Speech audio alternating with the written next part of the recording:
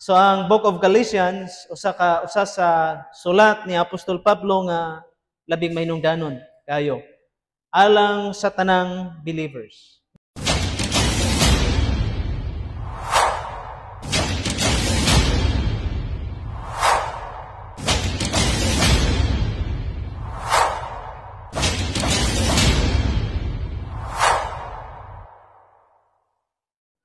Kinanglan atong susihon pagayo unsa na nga sinulat. Unsay gipasabot niya na kanus man ni nasulat, kinsay nagsulat o para kang kinsa ang maong sinulat. Kinanglan masabtan nato ang Bible why it was written and to whom it was written. Nganong gisulat ni og para kang kinsa na siya.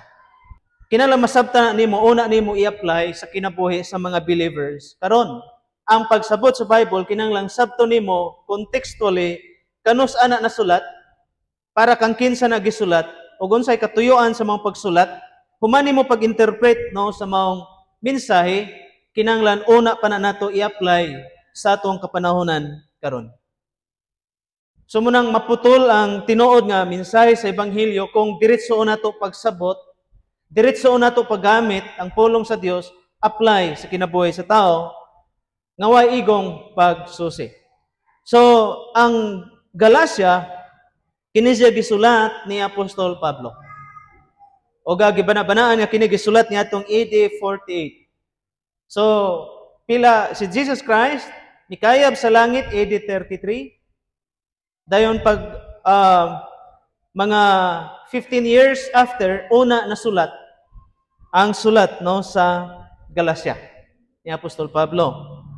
Ana nga mga tungora, grabe na ang mga persecutions. Ana nga tungora makigsunan ang mga Christian nagkatibulaag. Wala sila nagpabilin sa Jerusalem tungod kay ginalutos sila sa Jerusalem. Number 1 mulutos nila ang mga Hudyo. Gibawalan sila sa pagwali sa ngalan ni Jesus Christ. Munang nakatag ang mga Christian. Apan, diyan nimo makita bitaw ang plano sa Ginoo. Gialaw sa Dios ang mga persecution sa Christian dito sa Jerusalem para mapadpad sila sa lain nga mga dapit. Unya sa dihang napadpad sila sa lain dapit, nagpabilin silang Christian. So, a message sa itong makuha diya, ikaw ug ako, asa man ka mo migrate, asa man ka mapalid, wa man ta masayod, kinahanglan magpabilin tang Kristohanon. Unya sa diyang maiabot ka dito mga kaigsunan, sama sa mga early believers sa una, sa diyang naabot sila sa lain nga mga lugar, kadtong mga Christian, nahimo to silang mura og mustard seed. Unsa man ang mustard seed? Ang mustard, gamay ra kayo na nga liso. Imposible nga murag magtan-aw kani murag abog. Pero kung mutulok siya, mo'y pinakadako nga kahoy imo makita diya sa garden, sumala pa ni Jesus Christ. Dako ni siya. Dako nga kahoy apan ang liso baling gamaya mura lang og abog.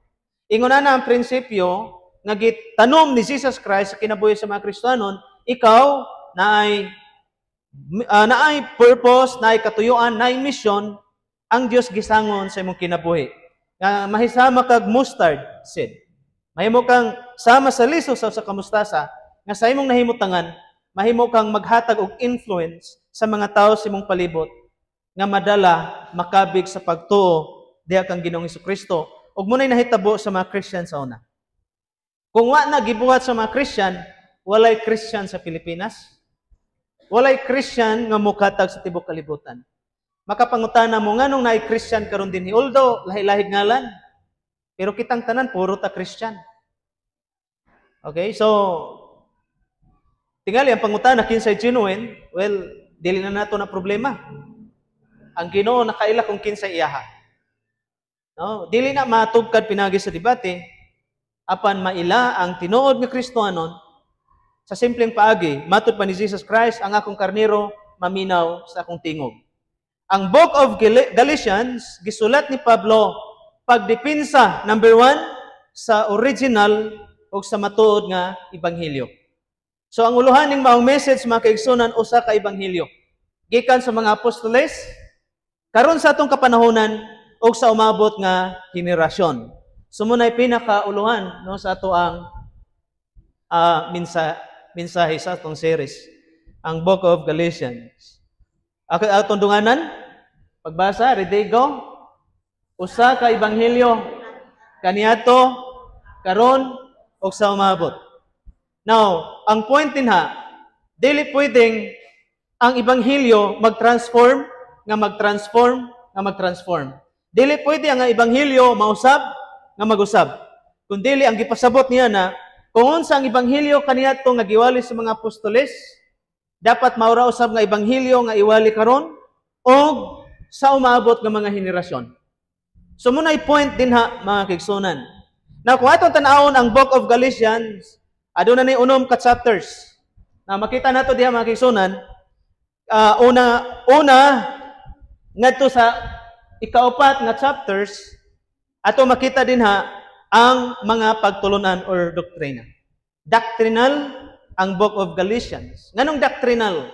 Nganong kinahanglan mo study tag doctrine? Nganong natay gitawag doctrine? Importante kayo na. May kang doctrine, mga pagtulunan na siya. Bisan mga atheist na sila'y doctrine. Nag-study na sila theology. Bisan dili sila mutuog Dios. Now, kung maghuna-huna na ang sa katao nga naay labing gamhanan, nga mo'y nagbuhat sa tanan, theology ang tawag niya na. Now, ikaw, kitang tanan, nagtuota nga dunay Dios, theology ang tawag niya na. Sa diyang dunay mangutanan nimo, sa diyang mo explain ka, may tungod sa Dios, theology na ang tawag niya na, doctrine na ang tawag niya na. Ug dunay mga magwawali karon matud pa nila, dili na ta magwali pagdoktrina, usa na siya kadakong sayo. Matag higayon mubarog sa pulpito ang usa ka magwawali, nag-preach siya og doctrine. Mga pagtulunan nga gikan sa Biblia, either gikan sa Biblia, eisegesis or exegesis ang iyang sistema sa doktrina. Unsa man ang eisegesis? Eisegesis gikan sa ideya sa tao, nikuha og mga bersikulo sa Biblia, diyo yang gi-explain. Unsay kalahian niya na?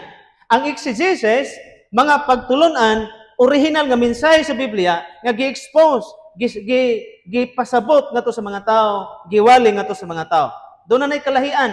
Ang eise, gikan sa gawas, exegesis, gikan sulod sa Biblia, iyang giwali. Now, like for example, ang eisegesis, mo ni sagad nga gigamit sa mga magwawali ug sa mga tao karon.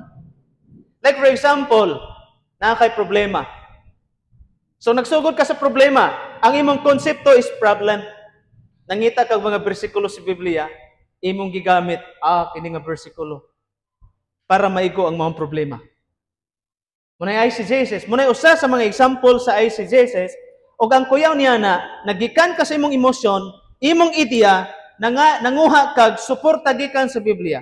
Sa laing pagkasulti, gigamit ra ang Biblia to support sa imong kaugalingong ideya, feelings, pagbati.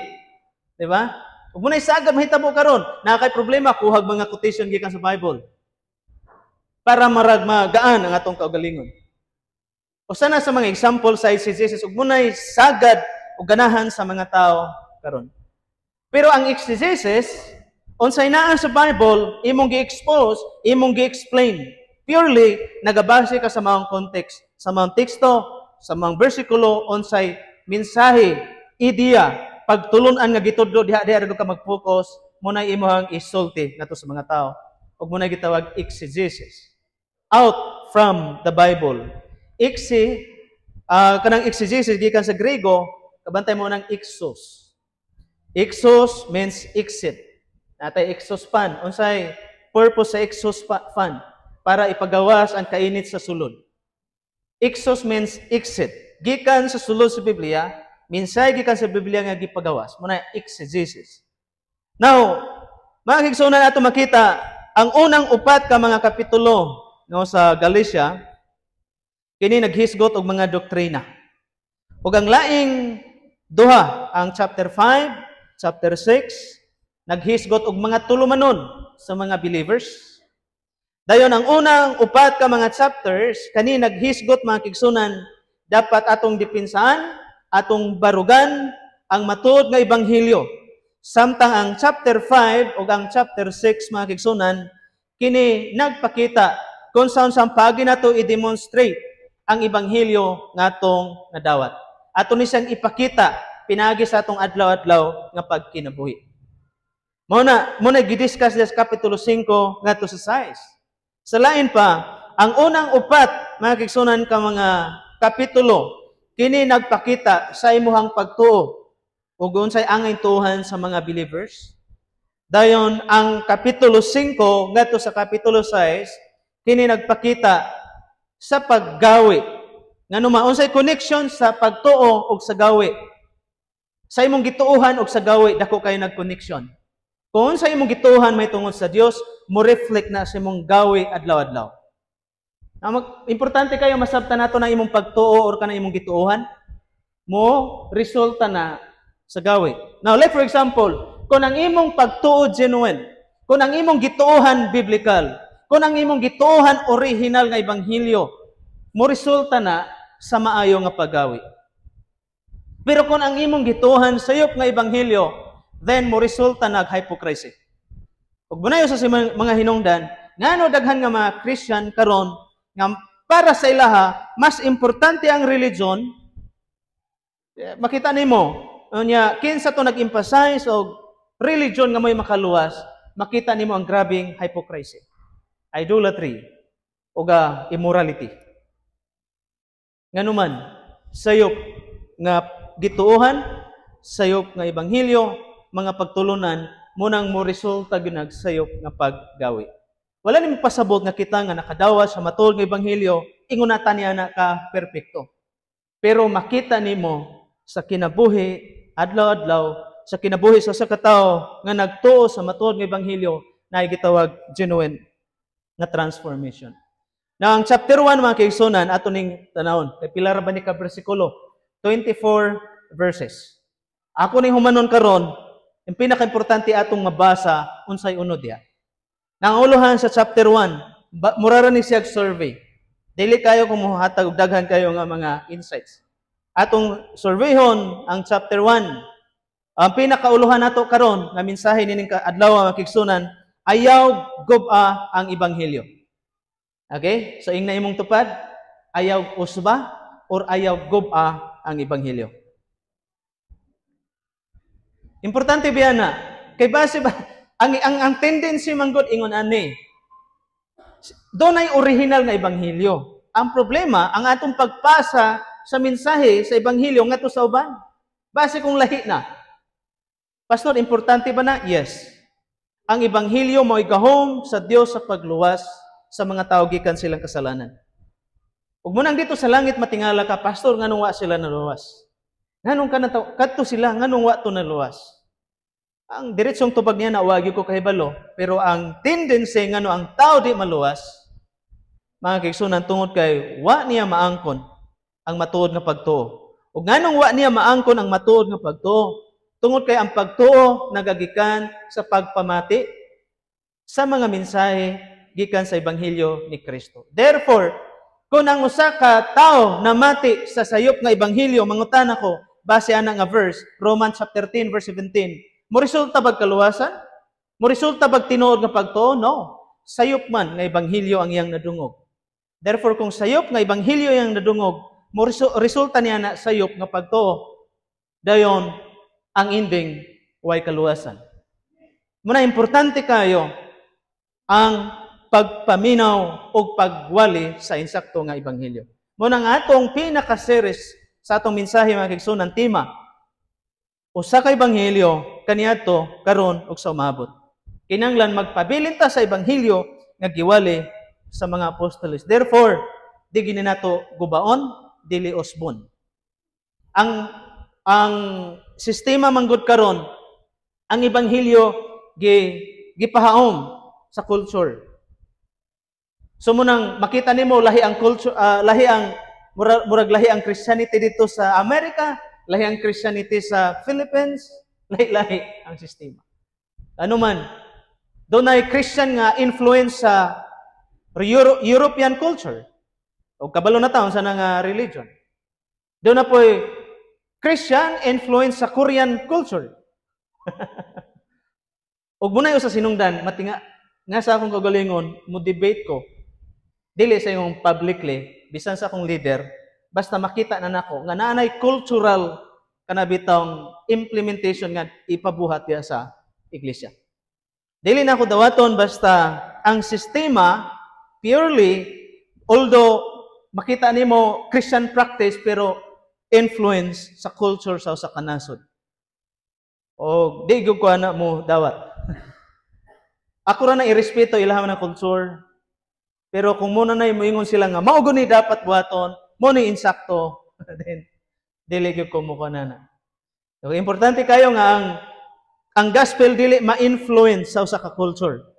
Kinahanglan ang gospel i-preserve kung unsa tong gospel sa una, mao ra gyapon karon ug sa umabot generation. Therefore, di gyud nato kubaon. Bisan kinsa nga magguba sa mga ebanghelyo mahimong kaaway sa Ginoo, mahimong kaaway sa kamaturan. Chapter 1, verse 1. Matod pa ni Apostol Pablo, ako si Apostol Pablo. Tanawang yang opening sa iyang introduction. Ang akong pagka-apostol dili gikan sa tao o pinaagi sa tao, kundi pinaagi kang Hesukristo o sa Dios nga Amahan nga nagbanhaw kaniya gikan sa kamatayon. Tanawa matod pa ni Apostol Pablo, ako si Pablo, apostol ni Kristo, og iyang gi-explain nga ang iyang pagkahimong apostoles dili gumikan or pinagi sa tawhanong paagi, kundi ang Dios mismo mo nag-appoint niya. Kaya nga naman, si Apostol Pablo nahimo siyang apostol humana nga mikayab na Jesus Christ. Kabalo ba mo unsay requirements sa usa ka tawo para mahimo siyang apostol? Munang karon daghan mga tawo nga nagpaila nga sila apostol. Di ba? Daghan nagwali, Facebook, YouTube, dahil nag-ingon sila apostol. Na para inyong masabtan, atong tanawon unsay qualification sa usa ka tawo nga mahimong apostol. Acts chapter 1, 21 ug 22. Busa, kinahanglan nga magpili kita og usa ka tawo nga idugang kanatong 11 ka apostoles. Unsay buti pasabot niini? Niadto nga panahon nakuhaan na sila usa, si Judas tungod kay nagbudhi. Busa 11 na lang ang mga apostoles. Mihimo silang desisyon. Pila ila idugang usa. Diyan nimo number 1 makita nimo ang prinsipyo nga dapat wala na ilain pang apostol. Nakuha nato ang punto sa Bible.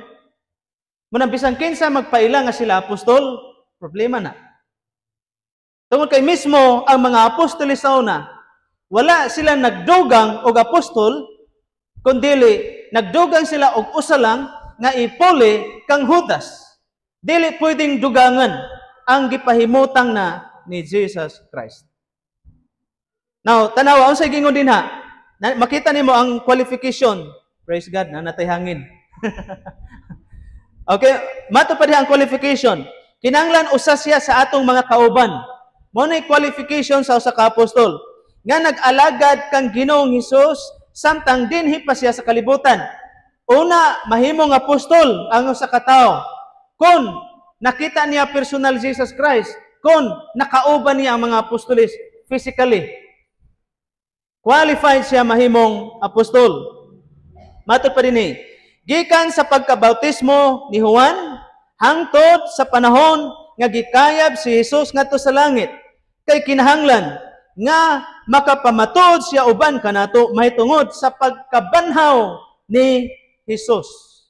Mao ni qualification sa usa ka apostol. Kinahanglan uban siya sa mga apostoles, nakasaksi sa mga milagro, nakauban niya sa mga panahon nga nagwali Jesus Christ sa iyang kamatayon hangtod sa pagkabanhaw.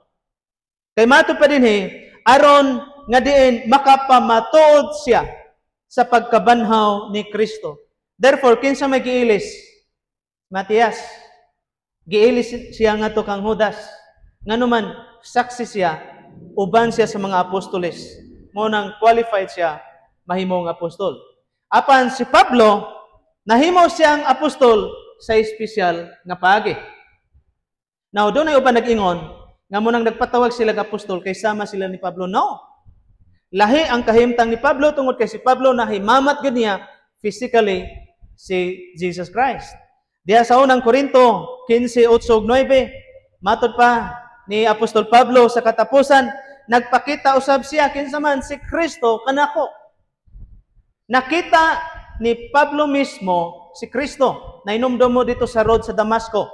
Samtang si Apostol Pablo nagapangluto sa mga Christian, O niya niya nga panahon, si Kristo mibabag kang Pablo. Nga din, nakita ni Pablo ang usa ka kahayag lang. Dili hitsura. Muna ang usa ka dakong sayop nga atong simbahon Jesus Christ nga dunay hitsura. Tungod kay si Pablo, nakita niya Jesus Christ dili bodily form, kundi kahayag nga mas hayag pa sa adlaw, ug ang iya lang nadungog, unsa man? Tingog lang. Unya kato nga kahayag dili adlaw ha, mas hayag pa sa adlaw. Imagine, kung unsa kahayag ang adlaw, mas hayag pa niana ang nakita ni Pablo. Ug mo tayo sa sinungdan nganong nabuta si Pablo. Manang nahimamat ni Pablo si Jesus Christ. Ug munayo sa sinungdan, ngano makita nimo nga si Pablo qualified nga mahimong apostolis. Physically, iyag yung nakita dunay mga saksi. Katong iyang mga kaubanan. Nakadungog po to sila sa tingog ni Jesus Christ sa deming Saulo, Saulo nganong gilutos mo ako. Nakadungog to sila og nakita po nila ang kahayag. So diyan nimo makita nga si Pablo qualified yun nga mahimong apostol. Now, bersikulo 2. Ako ug ang tanan dinhi nga mga igsoon kang Kristo, tanawan niyahang greetings. Nangumusta kaninyo nga mga tumutuo diha sa mga lungsod sa Galacia, hinaot nga madawat ninyo ang grasya o kalinaw gikan sa Dios nga atong Amahan o kang Hesus Kristo. Natural o batasan sa mga Kristiyanon ang pag-greet, no? Pagpangumusta. O niya, ang mensahe niya, ang grasya sa Dios. Ang kinabuhi sa mga Kristiyanon, magkinabuhi ta, magsulti ta, pinagi sa grasya. Ang atong pag-anhi sa simbahan tungod sa grasya sa Dios. Sa tanang adlaw, kinanglan magkinabuhi ta diha sa grasya. Unsa ang grasya? Kaluoy ni siya nga gikan sa Dios. Dili ta takos niini, pero iyang gihatag nato. Dili ta angayan niini, pero iyang gihatag nato. Muna ang grasya. Kay kun takos ka, angayan ka nga hataga grasya, dili na siya grasya. Suhol, reward ang tawag niya na. Ang grasya kana nagpakita voluntary nga gihatag sa Dios bisan ikaw dili takos. Ug muna nga tong kahimtang, dili ta takos, dili ta angayan pero iya tanggi luwas. Muna ang grasya. Now sa verses 3 nga to sa 5, mato pa hinaot nga madawat ninyo ang grasya ug kalinaw gikan sa Dios nga atong Amahan ug kang Ginoong Hesukristo. Gihalad ni Kristo ang iyang kaugalingon. Tanawa, grabe ni nga mensahe. Unsay purpose? Gihalad niya ang iyang kaugalingon aron mapasaylo kita sa atong mga sala ug aron maluwas niya kita sa kadautan nga naghari dinhi sa kalibutan. Unsay purpose? Nganong gihalad ni Kristo ang iyang kaugalingon, duha ka butang gihisgutan din na. Number 1, aron mapasaylo ang atong mga sala. Ikaduha, aron kita maluwas gikan sa pagkadautan nining kalibutana. Munang ayaw ka surprise nganong grabe ang corruption. Pastor, na bay solusyon ang corruption? No. Di na siya masulbad hangtod sa pagbalik ni Jesus Christ. Tingali ma-minimize, tingali ma-control, pero as long as ang tao naa sa lawas, dili mawagtang ang maong corruption. Andam kung mudawat og silot niya na. Pananglitag na sayop ko sa akong gisulti. Basta napadinhi sa kalibutan, kanang maong corruption, di na siya mawagtang. Sa akong gikaingon, pwede nang ma-minimize, pwede nang makontrol o gamay, pero dili gina 100% nga mawagtang ang maong corruption, tungod kay kining kalibutan na gihulagway nga dautan. Og dinha ta giluwas sa Dios. Muna ang tinuod nga Kristiyanon, dili ka mo involved sa corruption. Munang akong auhag sa inyo ha. O di ko mahadlok, muawhag ninyo. Tungod kay mo po na akong gibuhat. Ayaw niyo dawat sunod ng eleksyon. Ug mga bayad. Ato nang buhaton, ingon nga Kristiyanon. Nga naman ingon nga Kristiyanon, himutang kahayag o gasin. Ang pagdawat, suborno na siya. O dako na siyang sayop at tubangan sa Dios. Munang diha ta giluwas. Kung kita giluwas sa Dios sa maong sistema, sa kadautan, sa kalibutan, dapat dili na ta muapil sa kaugawan nining kalibutana. Tungod kay kita giluwas sa Dios gikan sa maong kaugawan. Gibuhat niya kini unsay purpose kay mao kini ang plano sa atong Dios nga mahan dalaygo ng Dios sa walay katapusan. Amen. Manay plano sa Dios. Ang plano sa Dios iya kang luwason. Kung ang Dios mohimog plano, mapakyas ba? No. Pananglitan. Kung moingon ang Dios, luwason niya ning tawhana. Iya ka ng tawhana makasasala. Kinsa may maka-question kung muna'y buhaton sa Ginoo. Diba? Ang tao pagaluwason. Sa di ang tao mutuo kan Jesus Christ muna'y gisulti sa Bible. Kung pananglitan, luwason ang mga tao, kinsay maka-question niya na. Daghang mga tao mo question, pagtuo lang na luwas? Yes. Muna'y gingon sa Bible, ang tanan nga mutuo sa iyang bugtong anak, makabaton sa kinabuhi nga walay katapusan. Ug muna'y kabubuton sa Dios, ug muna'y plano sa Dios sa kinabuhi sa mga tao nga mutuo musalig sa ilang kaugalingon nga tukang Kristo. So, again, akong balikon, ang Ebanghelyo dapat dili nato gubaon. Dapat dili nato usabon. Nganuman, tungod kay ang Ebanghelyo, makita nato, gikan kaniadto, kung ato na siyang usbon, unsa may matabo niya na, dili na siya makaluwas. Ang Ebanghelyo, gipakita nga diha nga di gid siya mausab. Ang nature sa maong gospel sama sa nature ni Jesus Christ. Parihas siya kaniadto karon og sumabot. Ingon usab niya ng Ebanghelyo. Kung unsang Ebanghelyo niya to karon og sumabot, dapat di siya mausab. Ang iyang mensahe, ang iyang nature sa maong gospel, dapat dili siya mausab. Ug muna ang matuod nga Ebanghelyo busa bisan kinsa nga magwali og lahi nga Ebanghelyo. Unsa may warning ni Apostol Pablo? Ayaw ninyo dawata. Tanawa sa verse 6. Natingala gayod ako nga sayon ra kaayo alang kaninyo ang pagtalikod gikan sa Dios nga nagtawag kaninyo pinagi sa grasya ni Kristo ug ang pagtuo sa lain nga giingon nilang maayong balita. Gitalikdan asa man ni sa church, mga churches dito sa Galacia. Doon ay mga tao nga nasalaat. Nganuman doon ay mga tao nga nagwalig lahi nga Ebanghelyo.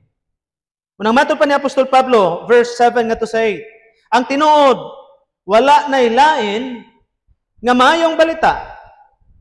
Nahisgutan ko kini tungod kay may mga tao diha nga nagsamok-samok kaninyo kay gusto nila nga tuison ang maayong balita bahin kang Kristo. Ang purpose, muna akong gingon kaganina, why it was written?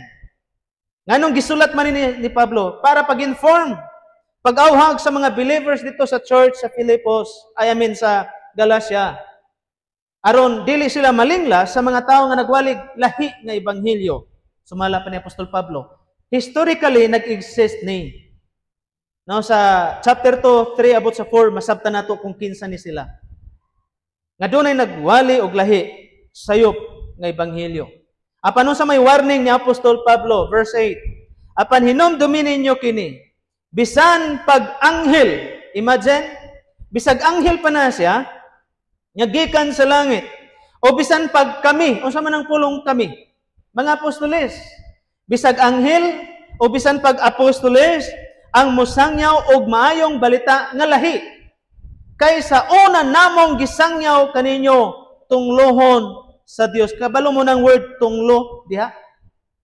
Kanang pulong tunglo sa Greek kita marisag anathema. Nga buot ipasabot condemned to hell. Hukman siya sa silot dito sa impyerno. Bisan kinsa nga magwalig lahi nga Ebanghelyo nga giwali sa mga apostoles, bisag anghel pa na, imagine, na nag-claim prophet.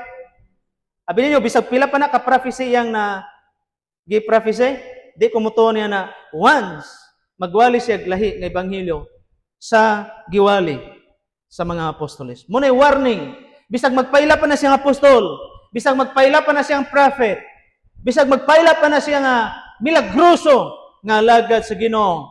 Basta magwali siya lahi nga pagtulunan. Nagwali siya sa ngalan ni Jesus Christ, nagamit siya sa Bible, pero lahi ang Ebanghelyo ngayang giwali. Nganuman, unsa may ilahang approach, ang sagad giwali ron sa tao, amo religion makaluwas. Among pastor milagroso, grabe ka healer, Kaya ano mo makita? Ang ilang emphasis, miracles. Ang ilang emphasis, religion. Dili na siya, layo na kayo sila sa giwali sa mga apostoles. Ang mga apostoles, wala moingon sa mga tao, naatay healing crusade. Ana nga purok. Wala moingon na ng mga apostoles. Ang gidala kanunay nga mensahe sa mga apostoles, gospel. Because it is the power of God unto salvation. Alang sa tanan nga mga tao nga muto nini. Walay mga propaganda ang mga apostoles sa una sa diyan nagwali sila. Wa sila moingon nga din sugatan mi diha kay maghimo mig miracle and healing crusade. Diba? Ang usa ilahang pagiron para pag-captivate, para pagdani sa mga tao, miracle and healing crusade. Ug dili na siya mawang gospel. Mato pa ni Apostol Pablo, bisag kinsa nga magwali, lahi sa mong giwali, ayaw ninyo dawata. Munang dili pwedeng tuison, dili nato pwedeng gubon ang ebanghelyo. Kaniadto karon ug sumabot dapat usa ka ebanghelyo, usa ka mensahe. Unsa giwali nila? Unsa na to pag ilang nga kana sayop nga ebanghelyo? Simple lang. Kung nagwali sila lahi sa giwali sa mga apostoles, false prophet na sila, false teachers, false religion. Iyon lang na kasimple. Basta lahi na ilang giwali sa mga apostoles, lahi na ilang giwali kaysa giwali sa Biblia, mo na gipasabot ni ayaw ninyo sila dawata. Verse 9. Mato pa ni Apostol Pablo, nagaingon na kami kaniadto among sublion. Balik-baliko namo. Imagine ang Bible, mismo si Apostol Pablo ningon akong balikon nganuman, nakabalo si Pablo sa nature sa tao. Na kinahanglan yung ibalik-balik para masabtan. Unsa may gingon ni Apostol Pablo, og karon sublion ko nga si bisan kinsa nga nagatudlo kaninyo og maayong balita nga lahi kay sa inyong nadawat gikan kanamo tunglohon sa Dios. Bisan kinsa nga magwali, lahi nga ebanghelyo, lahi nga mensahe, lahi nga doktrina kay sa gitudlo sa mga apostoles, ayaw ninyo dawata sumala pa ni Apostol Pablo. Bosa, di gina dapat nato pwedeng tuison. Daghan na, sa una pa lang, daghan na nagwali og sayop nga ebanghelyo. Sa mga buhay